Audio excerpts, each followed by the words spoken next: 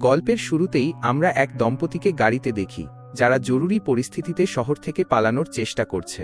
গাড়িতে চলতে চলতে রেডিও থেকে আমরা জানতে পারি পৃথিবীতে এক মহামারী ছড়িয়ে পড়েছে, যার কারণে অনেক মানুষ অদ্ভুত জম্বিতে পরিণত হচ্ছে। এই জম্বিগুলো আগের চেয়েও অনেক বেশি বিপজ্জনক। এরা মরে না এবং জম্বি হওয়ার পর গাছপালা আর মানুষের সংমিশ্রণ হয়ে যায়। এদের মতো আরও অনেকে এই মহামারী থেকে বাঁচার চেষ্টা করছিল।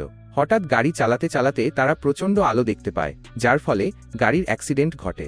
দৃশ্য বদলে আমরা দেখি ইথানের যখন চোখ খোলে তখন সে তার গাড়িতে ছিল না, আর তার সাথে তার স্ত্রীও ছিল না। এটা দেখে সে খুব বিভ্রান্ত হয়ে যায়। সে গাড়ি থেকে বেরিয়ে চারপাশে দেখতে থাকে, যেখানে দেখা যায় এই দুনিয়া পুরোপুরি ধ্বংস হয়ে গেছে। যখন ইথানের গাড়ি অ্যাক্সিডেন্ট হয়েছিল তখন মহামারীর শুরু ছিল, তার মানে দুর্ঘটনার সময় থেকে এখন পর্যন্ত অনেক সময় কেটে গেছে। আর এই সময়ে ইথানের সাথে কি ঘটেছে, যার কিছুই সে জানে না। এরপর সে তার স্ত্রীকে খুঁজতে বের হয়। তখনই তার সামনে এক লোক এসে দাঁড়ায় এবং ইথানের দিকে বন্দুক তাক করে। লোকটা ইথানের ওপর গুলি চালাতে যাবে, ঠিক তখনই পেছন থেকে কেউ একজন লোকটাকে গুলি করে দেয়। যে ইথানের জীবন বাঁচিয়েছিল সে ছিল একজন মহিলা। সে আহত লোকটির কাছে এসে তার মুখে চড় মারে এবং তাকে অজ্ঞান করে দেয়। তারপর সে ইথানের কাছে আসে এবং বলে, আমার নাম মে। সে ইথানকে জিজ্ঞেস করে, তুমি এখানে কি করছো? ইথান উত্তর দেয়, আমি আমার স্ত্রীকে খুঁজছি। আমার গাড়িটা হঠাৎ অ্যাক্সিডেন্ট হয়, তারপর থেকে আমি আমার স্ত্রীকে খুঁজে পাচ্ছি না। তখন মহিলাটি ইথানকে সাহায্য করতে চায়। সে অজ্ঞান লোকটিকে তার সাথে নিয়ে যাচ্ছিল, কিন্তু লোকটিকে ট্রাকে তোলার আগেই ইথান অজ্ঞান হয়ে যায়। যখন তার জ্ঞান ফেরে তখন সে দেখে সে একটা বিছানায় শুয়ে আছে। এটা ছিল সেই মহিলার বাড়ি, মানে মহিলাটি ইথানকেও তার ট্রাকে তুলে নিজের বাড়ি নিয়ে এসেছিল। ইথান নিচে এলে দেখে মহিলাটি তার জন্য খাবার বানাচ্ছে। মহিলাটি তাকে কিছু প্রশ্ন করে, তুমি কোথা থেকে এসেছো? উত্তরে ইথান বলে, আমার বেশি কিছু মনে নেই, শুধু মনে আছে আমি আমার স্ত্রীর সাথে লেক সাইডে যাচ্ছিলাম এবং তারপর আমাদের গাড়ি অ্যাক্সিডেন্ট করে, আর এখন আমি এখানে। এর থেকে বেশি কিছু আমার মনে নেই। মহিলার বাড়িতে রাখা অনেক খবরের কাগজ থেকে সে জানতে পারে মহামারীর কারণে পৃথিবী ধ্বংস হয়ে গেছে এবং সেই মহামারী শুরু হওয়ার পর অনেক বছর কেটে গেছে। এটা শুনে সে খুব অবাক হয়ে যায়, কারণ তার মনে হচ্ছিল এটা তো গতকালের ঘটনা, আর এত সময়ে তার স্ত্রী কোথায় গেছে তা সে জানে না। মেয়ে ইথানের পেছনে দাঁড়িয়ে বলে, এটা অনেক বছর আগের ঘটনা। বিজ্ঞানীদের মতে এই সব কিছু প্রকৃতি করছে যাতে সব মানুষ মারা যায় এবং পৃথিবী আবার ভারসাম্য ফিরে পায়। এরপর মেয়ে বাইরে যায়, আর যাওয়ার আগে ইথানকে বলে, এখানে কোনো কিছুতে হাত দিও না এবং এখান থেকে বাইরে যেও না। কিন্তু মেয়ের কথা না শুনে সে বাইরে এসে চারপাশে দেখতে থাকে। সেখানে সামনে একটা ছোট ঘর ছিল, যার বাইরে মাকড়সার জালে ঢাকা একটা কাঠামো নড়াচড়া করছিল, যা দেখে সে ভয় পেয়ে যায়। সে মেয়েকে জিজ্ঞেস করে, এটা কি? মেয়ে উত্তরে বলে, এটা কৃত্রিম, তুমি ওটার দিকে বেশি মনোযোগ দিও না, এটা শুধু এখানে নিরাপত্তার জন্য ঝুলিয়ে রাখা হয়েছে। মেয়ে এই কথাগুলো বলতে বলতে তার সোলার সিস্টেম পরীক্ষা করছিল। যখন সে সমস্যা বুঝতে না পারে ইথান তাকে সাহায্য করে। এরপর তারা দুজন ফাঁদ পরীক্ষা করতে যায়, যেখানে আজ একটা শিকার ধরা পড়েছে। রাতের খাবার খাওয়ার পর ইথান তাকে বলে, আপনার অতিথি আপ্যায়নের জন্য অনেক ধন্যবাদ, কিন্তু এবার আমাকে যেতে হবে, কারণ আমাকে আমার স্ত্রীকে খুঁজতে হবে। কিন্তু মেয়ে তাকে বলে, থামো, আজ রাতটা থেকে যাও, কাল সকালে আমি নিজেই তোমার সাথে যাব তোমার স্ত্রীকে খুঁজতে।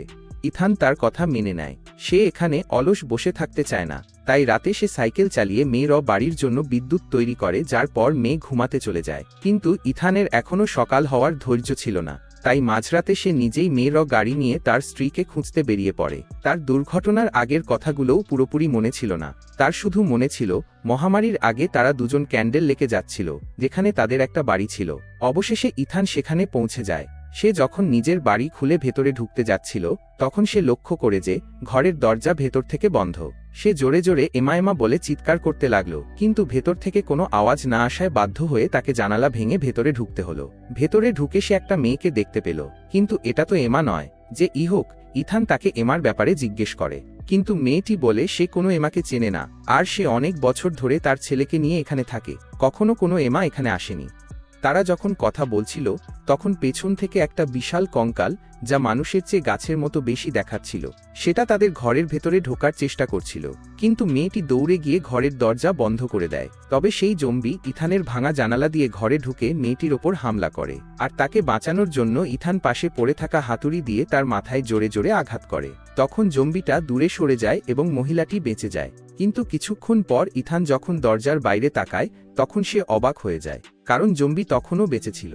তখন মহিলাটি জানায় এই গাছের মতো জম্বিগুলো কখনো মরে না। যাই হোক, ইথান আর মেয়েটি কিছুক্ষণ কথা বলার পর মেয়েটি ইথানকে বলে, তুমি এখন ঘুমাও, আমি বাড়ি পাহারা দিচ্ছি। মেয়েটির কথা মতো ইথান ঘুমিয়ে পড়ে। কিন্তু সকালে যখন ইথানের ঘুম ভাঙে তখন তার মুখ পুরো রক্তে মাখা ছিল এবং পেছনে ফিরে তাকালে দেখা যায় সেই মহিলা আর তার ছেলে নিচে মরে পড়ে আছে। দেখে মনে হচ্ছিল কেউ তাদের খুব খারাপভাবে ছিঁড়ে খেয়েছে। ভয় পেয়ে সে যখন ঘর থেকে বের হয় তখন সে দেখে একটা জম্বির মতো প্রাণী একটা বাচ্চার ওপর হামলা করছে। ইথান তার কাছে যেতেই সে সঙ্গে সঙ্গে ইথানের দিকে তেড়ে আসে, কিন্তু ইথানকে খাওয়ার জন্য নয়, সে ইথানকে কিছু বলতে চাচ্ছিল কিন্তু তার আওয়াজ বের হচ্ছিল না। ঠিক তখনই জম্বিটিকে কেউ একজন গুলি করে দেয় আর ইথানের সামনে থাকা জম্বিটা নিচে পড়ে যায়। তখন আমরা মেয়েকে দেখতে পাই। মেয়ে বলে, তুমি আমাকে না বলে কেন চলে এসেছো? চলো তাড়াতাড়ি, এখানে অনেক বিপদ আছে। মেয়ে তাড়াতাড়ি ইথানকে নিয়ে চলে যাওয়ার সময় ইথান একটা পাখির বাক্স দেখতে পায় যার ওপর তার স্ত্রীর ট্যাটু আঁকা ছিল। সে তাড়াতাড়ি পাখির বাক্সটা খোলে, সেখানে একটা সেলফোন ছিল যার ব্যাটারি প্রায় শেষ হয়ে আসছিল। এটা তার স্ত্রীর মোবাইল ছিল যেখানে একটা ভিডিও রেকর্ড করা ছিল। ভিডিওতে তার স্ত্রী বলছিল, ইথান, তোমার স্মৃতি হারানোর রোগ হয়েছে এবং আমি জানি না তোমার এই রোগ নিয়ে আমি আর কতদিন তোমার সাথে থাকতে পারবো। ভিডিওতে ইথান নিজেই তার পেছনে শুয়েছিল। ভিডিওটা পুরো দেখার আগেই মোবাইল বন্ধ হয়ে যায়। এতে করে ইথান রাগে পাগল হয়ে যেতে থাকে। তখন মেয়ে তার কাছে এসে তাকে শান্ত করে এবং বলে, তুমি আমার সাথে বাড়ি চলো, আমার বাড়িতে চার্জার আছে, তুমি এই মোবাইলটা চার্জ করে নিতে পারবে। কিন্তু এখন তো ইথান মেয়েকেও চিনছে না যার সাথে তার গতকালই দেখা হয়েছিল। সে তাকে আজকেই ভুলে গিয়েছে। তখন মেয়ে তাকে নিজের সম্পর্কে আশ্বস্ত করে এবং তাকে নিয়ে যাওয়ার জন্য বাইরে আসে, যেখানে এসে ইথান সেই ট্রাকটাও মনে করতে পারছে না যেটা সে কাল রাতে চালিয়ে এখানে এসেছিল। ইথান মেয়েকে প্রস্তাব দেয়, আমরা এই ট্রাক দিয়ে চলে গেলেই তো হয়। উত্তরে মেয়ে বলে, তুমি কাল রাতে এটার ব্যাটারি বন্ধ করনি, এখন ব্যাটারি শেষ হয়ে গেছে, তাই আমরা এই ট্রাকটা নিয়ে যেতে পারবো না। যাই হোক, তাদের ভাগ্য ভালো ছিল, তারা বাড়ির কাছে একটা ছোট সাইকেল খুঁজে পায় যেটা মেয়ে চালাতে শুরু করে। রাস্তায় তারা অনেক জম্বি দেখতে পায় যারা প্রায় গাছে পরিণত হয়ে যায়। এখানে ইথান মেয়েকে জিজ্ঞেস করে, তোমার কি বিয়ে হয়েছে? মেয়ে উত্তর দেয়, হ্যাঁ, কিন্তু সে মারা গেছে। এরপর রাস্তায় তারা একটা গ্যাস স্টেশন দেখতে পায় যেখানে এসে ইথান থেমে যায়। আসলে এটাই সেই গ্যাস স্টেশন যেটা তার স্বপ্নে রোজ আসতো। হঠাৎ তার কিছু মনে পড়ে, যখন মহামারী শুরু হয়েছিল তখন তারা এই গ্যাস স্টেশনের কাছেই থেমেছিল এবং তখনই তাদের একটা জম্বির সাথে দেখা হয়েছিল যে জম্বি থেকে এমা অর্থাৎ তার স্ত্রীকে বাঁচানোর জন্য সে এগিয়ে গিয়েছিল। তখন সেই জম্বি ইথানের হাতে কামড় দিয়েছিল এবং তারপর তার আর কিছু মনে নেই। যাই হোক, মেয়ে ইথানকে নিয়ে তার বাড়িতে পৌঁছে যায়, যেখানে এসে সে ইথানকে চুপ থাকতে বলে কারণ সে তার বাড়ির কাছে কারো পায়ের আওয়াজ শুনতে পেয়েছিল। তখন মেয়ে গিয়ে তাকে বন্দুক তাক করে। তখন সেই লোক জানায়, আমি নির্দোষ, আমি শুধু আমার স্ত্রীকে খুঁজছি।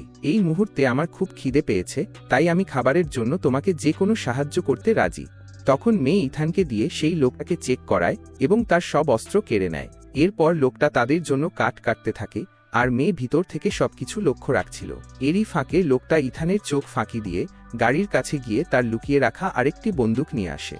তারপর দেখা যায় মেয়ে খাবার বানাচ্ছে আর তাদেরকে অপেক্ষা করতে বলে, কিন্তু খাওয়ার আগে মেয়ে চুপি চুপি ইথানকে বলে সে যেন খাবারগুলো না খায়। টেবিলে বসে বাহানা দিও যে তোমার ক্ষুধা নেই। ইথান বুঝতে পারছিল না কেন সে এমন বলল।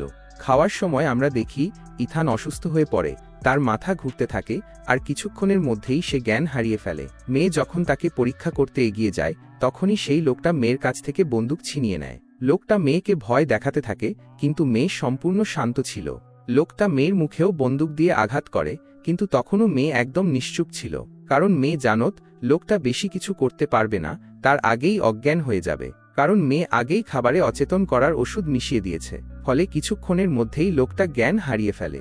এরপর মেয়ে ইথানকে তার ঘরে নিয়ে যায়। কিছুক্ষণ পর ইথান যখন জ্ঞান ফিরে পায় তখন সে ভালো অনুভব করছিল। মেয়ে তার এত যত্ন নিচ্ছিল যেন সে তার খুবই আপন কেউ। এরপর ইথান মেয়েকে ধন্যবাদ জানাতে নিচে নামতেই দেখে চুপিসারে দুজন লোক বাড়ির ভিতরে ঢুকে পড়েছে। তাদের একজন মেয়েকে বন্দি করে রেখেছে। পরে জানা যায় এরা সেই লোকটারই বন্ধু যে কিছুক্ষণ আগেই এখানে এসেছিল। আসলে সেই লোকটার সন্দেহ ছিল যে মেয়ে তার স্ত্রীকে হত্যা করেছে, কারণ তার স্ত্রী কয়েকদিন আগে এখানে আসার কথা ছিল কিন্তু আর ফেরত যায়নি। তখন ইথান বলে, আমার স্ত্রীও নিখোঁজ হয়েছে। লোকটা ইথানের মনে সন্দেহ ঢুকিয়ে দেয় আর বলে, কি জানি হয়তো এই মেয়েটাই তোমার স্ত্রীকেও মেরেছে। এই কথা শুনে ইথান লোকটার সঙ্গ দেয় এবং লোকটার সাথে পুরো বাড়ি খুঁজতে থাকে। খুঁজতে খুঁজতে হঠাৎ সে তার স্ত্রীর লকেট পেয়ে যায়। তাই এখন ইথান পুরোপুরি বিশ্বাস করে যে মেয়ে তার স্ত্রীকে হত্যা করেছে। এরপর লোকটা মেয়ের ঘর থেকে একটা ব্যাগ নিয়ে আসে, যার ভিতরে অনেক মানুষের ব্যক্তিগত জিনিসপত্র ছিল। অর্থাৎ এটা প্রমাণিত হয় যে মেয়ে শুধু একজন নয়, বহু মানুষকে হত্যা করেছে। এদিকে তাদের আরেকজন সঙ্গী বাড়ির পেছনে গিয়ে দেখে জায়গাটা যেন একটা হাসপাতালের মতো। সেখানে তাদের নেতাকে বেঁধে রাখা হয়েছিল, কিন্তু তার একটা হাতও ছিল না। সে কিছু বুঝে ওঠার আগেই মেয়ের তৈরি করা ফাঁদে পড়ে যায়, আর সাথে সাথে একটা বোমা বিস্ফোরিত হয়, আর সেই লোকটা সেখানেই মারা যায়। মেয়েকে বন্দুক তাক করা লোকটা যখন বুঝতে পারে তার সঙ্গে থাকা শেষ সঙ্গীও মারা গেছে, তখন সে প্রচণ্ড রেগে যায় আর মেয়েকে গুলি করে দেয়। কিন্তু বন্দুকে কোনো গুলি ছিল না। মেয়ে আগে থেকে এই বন্দুকে একটি সুইচ সিস্টেম চালু করে রেখেছে, অর্থাৎ এই বন্দুকের সুইচ উপরে তোলা অবস্থায় কেউ ফায়ার করলে গুলি বের না হয়ে একটা বিস্ফোরণ হবে। আর এখনও তাই হয়েছে, বন্দুকের বিস্ফোরণে লোকটার পুরো হাত জ্বলে গেছে। এরপর দেখানো হয় মেয়ে ইথানকে তার রুমে নিয়ে যায়। ইথান তখন দুশ্চিন্তায় ছিল। সে বলে, তুমি আমার স্ত্রীকে কেন হত্যা করেছ? তখন মেয়ে ইথানকে বলে, কিছু হবে না, তুমি এখন ঘুমিয়ে যাও, কাল সকালেই তুমি সব ভুলে যাবে। পরের দিন সত্যি সত্যি ইথান সবকিছু ভুলে গিয়েছে। তখন মেয়ে আর ইথান দুজন মিলে শিকারে বের হয়। ইথান চুপচাপ মেয়ের পেছনে হাঁটতে থাকে। হাঁটতে হাঁটতে ইথান একটা বাড়ি দেখতে পায়। তখন তার একটা অদ্ভুত স্মৃতি মনে পড়ে। সে আর তার স্ত্রী এমা একদিন এই বাড়িতে এসেছিল, যেখানে ওরা বাড়ির মালিকের সাথে দেখা করেছিল। বাড়ির মালিক ছিলেন একজন পুরোহিত, যিনি বলেছিলেন এখানে যে মহামারী ছড়িয়েছে তা ঈশ্বরের শাস্তি, যাতে মানুষ শিক্ষা নেয়। কিন্তু এমা মানে থানের স্ত্রী ছিলেন একজন ডাক্তার, আর তার মনে হতো এটা কোনো ভাইরাসের কারণে হয়েছে। এই স্মৃতিগুলো মনে করতে করতে ইথানের মনে পড়ল ওর হাতের প্লাস্টারে সবসময় লাল রঙে এমা লেখা থাকতো, কিন্তু আজ সবুজ রঙে লেখা। এটা ভেবেই ওর মাথা খারাপ হয়ে গেল। ওর মনে হলো নিশ্চয়ই মেয়ে ওর সঙ্গে কোনো খেলা খেলছে। তাই সব জানার জন্য ইথান মেয়ে রদিকে বন্দুক তাক করে, কিন্তু মেয়ে মোটেই ঘাবড়াল না। ইথান যখন মেয়েকে জিজ্ঞেস করে, আজ আমার প্লাস্টারে সবুজ লেখা কেন, তুমি আমার সঙ্গে কি খেলছ? তখন মেয়ে খুব শান্তভাবে জবাব দিল, লাল রং শেষ হয়ে গিয়েছিল। এর মানে মেয়ে নিজেই বারবার ওর হাতে এমা লিখত। মেয়ে সব কিছুতে ক্লান্ত হয়ে গিয়েছিল। তাই সে ইথানকে বলে, ইথান, তুমি আর মানুষ নও, তুমি মারা গেছো। গ্যাস স্টেশনে জম্বি কামড়ে দেওয়ার পর তুমিও আক্রান্ত হয়েছিলে। এটা শুনে ইথান চমকে গেল, আর সঙ্গে সঙ্গে প্লাস্টার খুলে দেখল ওর হাতে ছোট ছোট গাছপালা গজিয়েছে। অর্থাৎ মেয়ে সত্যি বলছে। মেয়ে ইথানকে বলে, তোমাকে মানুষের মতো রাখার জন্য আমি তোমাকে মানুষের মাংস খাইয়েছি, তাই তুমি পুরোপুরি জম্বিতে পরিণত হওনি। এরপর আগের দৃশ্য দেখানো হয়, যেখানে আমরা দেখি ইথান আর এমা পুরোহিতের বাড়িতে আসে। তখন ইথানের চালচলন দেখে পুরোহিতের সন্দেহ হয়, কিন্তু এমা বিষয়টাকে ধামাচাপা দেওয়ার জন্য তাকে অসুস্থ বলে সেখান থেকে নিয়ে যায়। এরপর আবার ফিরে এসে বলে, আসলে ইথানের শরীর খারাপ, সে স্বাভাবিক হলে আবার ফিরে আসবে। মেয়ের মুখে এসব কথা শুনে পুরোহিত পুরোপুরি বুঝে গিয়েছে ইথান একটা জম্বি। আর এই বিষয়ে পুরোহিত মেয়ের সাথে পার্সোনাল কথা বলতে চায়, তাই সে তার স্ত্রী এবং মেয়েকে উপরে পাঠিয়ে দেয়। এরপর পুরোহিত তার বন্দুক বের করে মেয়েকে বলে, তোমার হাজব্যান্ড একজন জম্বি, এখন আমাদের প্রাণ সঞ্চয় আছে, তাই তাকে মেরে ফেলতে হবে। কিন্তু মেয়ে তাকে বাধা দিলে তাদের দুজনের মধ্যে হাতাহাতি হয়ে যায়। এক পর্যায়ে পুরোহিত মেয়েকে মারতে যাবে, ঠিক তখনই মেয়ে গুলি করে পুরোহিতকে মেরে ফেলে। এর পরের দৃশ্য আবার ভবিষ্যতে আসে, যেখানে ইথান বুঝতে পারে যে মেয়ে নামের বৃদ্ধা মহিলাটা আসলে ওর স্ত্রী এমা, যে এখন বৃদ্ধা হয়ে গেছে, আর সে নিজে এখনও তরুণ, কারণ সে একজন জম্বি। এমা তার প্রতিশ্রুতি রেখেছে এবং সবসময় তার পাশে ছিল, আর তাকে স্বাভাবিক রাখার জন্য অনেক মানুষের প্রাণ নিয়েছে। শুরু থেকেই ইথান তার স্ত্রী এমার কাছে ছিল, কিন্তু তার ভুলে যাওয়ার রোগ থাকার কারণে সে এমাকে চিনতে পারেনি, আর তাই বাধ্য হয়ে এমা নিজেকে মেয়ে বলে পরিচয় দেয়। সবকিছু জানার পর ইথান কেঁদে ফেলল, আর এমা বলল, আমি আর পারছি না, আমি তোমার মতো হয়ে তোমার সাথে থাকতে চাই। ইথান তার স্ত্রী এমাকে জম্বি হতে দিতে চায় না, তাই সে নিজেকে গুলি করে দেয়। কিন্তু আমরা জানি জম্বিরা মরে না, তাই ও আবার বেঁচে উঠল, আর বেঁচে উঠে ওর আবার মাথা ঘুরতে লাগলো। অর্থাৎ ইথান এখন সেই পর্যায়ে পৌঁছেছে যেখানে ও পুরোপুরি জম্বি হয়ে যাচ্ছে, আর এই মুহূর্তে সে মানুষের মাংস না খেলে মানুষের মতো থাকতে পারবে না। এবার এমা তার জন্য কোনো শিকার না এনে নিজেকেই তার সামনে সঁপে দিল, আর ইথানও ক্ষুধার্ত অবস্থায় তাই স্ত্রীকে ছিঁড়ে খেল। এতে করে এমা যন্ত্রণায় চিৎকার করতে থাকে, কিন্তু কিছুক্ষণ পর দেখা গেল সেও জম্বি হয়ে বেঁচে উঠেছে। আসলে এমা আর ইথানের ইচ্ছা ছিল তারা দুজন একসাথে বাঁচবে, মানুষ হয়ে একসাথে বাঁচতে পারেনি, তো কি হয়েছে, জম্বি হয়ে দুজন একসাথে বাঁচবে। অবশেষে তাদের দুজনের ইচ্ছা পূরণ হলো, আর এই সুন্দর রোমান্টিক মুহূর্তে গল্পটি শেষ হয়ে যায়। তো বন্ধুরা, ভিডিওটি ভালো লাগলে একটি লাইক দিন, আর হ্যাঁ, চ্যানেলটি সাবস্ক্রাইব করতে একদমই ভুলবেন না। কথা হবে পরবর্তী ভিডিওতে। সে পর্যন্ত সবাই ভালো থাকুন, সুস্থ থাকুন। Good bye.